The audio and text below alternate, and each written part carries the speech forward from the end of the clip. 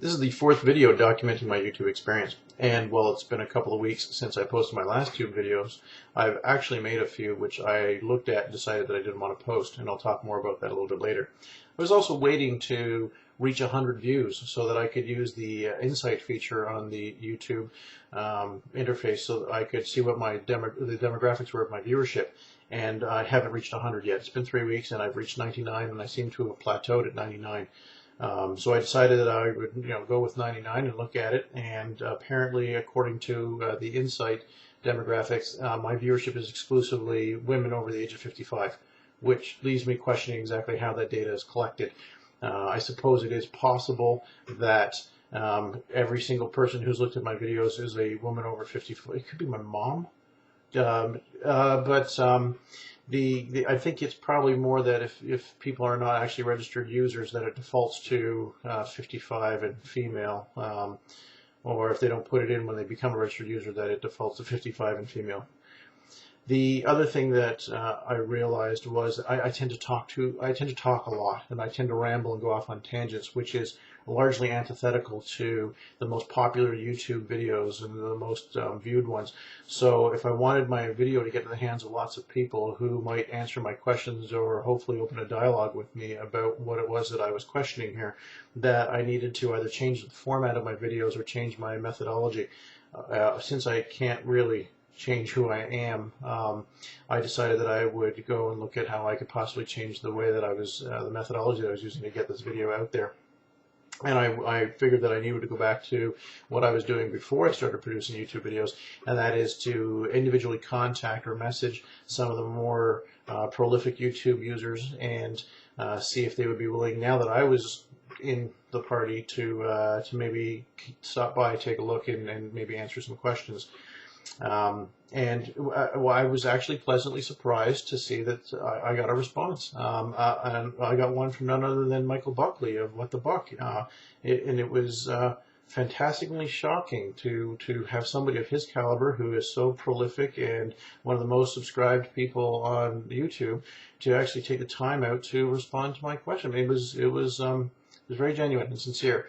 And so here's my shout out to Michael Buckley. Thank you. That was very kind of you. And I really, I was impressed to know that somebody would be willing to take the time to do that. So thank you very much.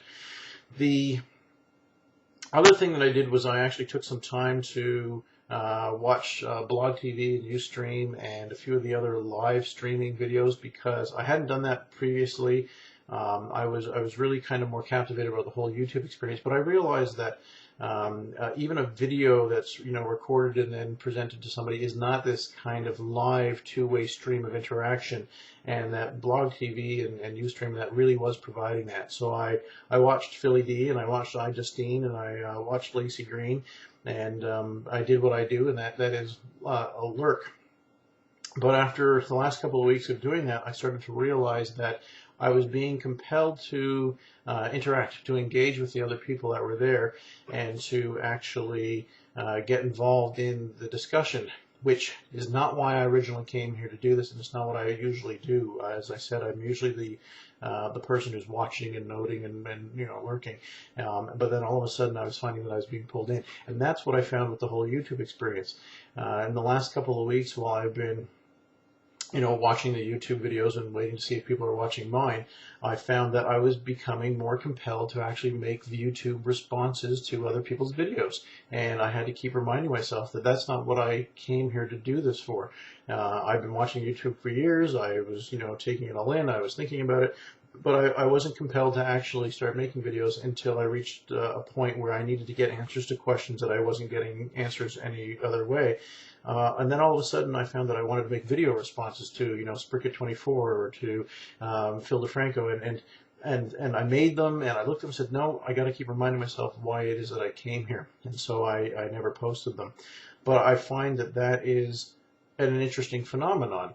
And I realized that my attempts to separate the question of what this phenomenon is saying about this paradigm shift in the way that we interact with one another and who it is we interact with, and the experiences that I was having myself, were largely inseparable, and it was artificial for me to try and separate into two streams. And so I've decided that I'm going to combine it back into one, and that since it appears that nobody really wants to, none of those 199 women over 55 want to respond to my videos, that I was going to use this more as a kind of a video diary or a video journal to document my own YouTube experience, and that's what I'm going to call it now. I'm going to call it my YouTube experience, where I participate in it, and I document it, and I document what it's doing with me, and what I think it might say about us and our society and our culture and things like that.